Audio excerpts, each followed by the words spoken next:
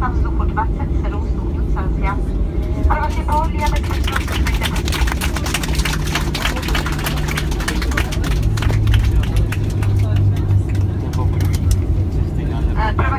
a bezpečnost zůstaňte prosím všichni sedět při poutání vlastních ústy do úplného zastavení letadla a zasnutí světelných transparentů. Poutejte se, poté prosím vejte zvýšené opatrnosti při otevírání důležitých prostorů nad vašimi hlavami, protože zavazadla se mohla posunout během přistání. Dámy a pánové, jménem celé naší posádky pana kapitána Jindřicha Švimpela se s vámi loučíme. Přejeme vám příjemný a šťastný návrat domů, hezký start ve vaší práci. Případně někomu z vás vypohodnou cestu do vaší cílové stanice.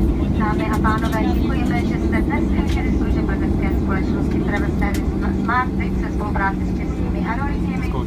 A budeme se s váma zase opět těšit někdy na shledanou na palubách našich letadel. Děkujeme vám za pozornost a přejeme vám krásný večer.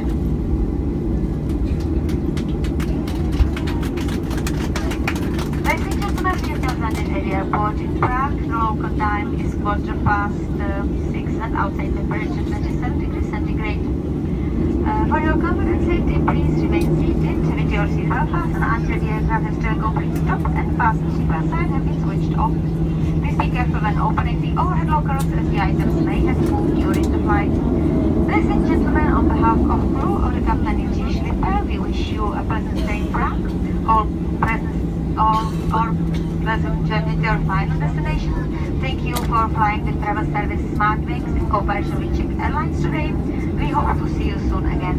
Thank you for your attention and wish you a pleasant night.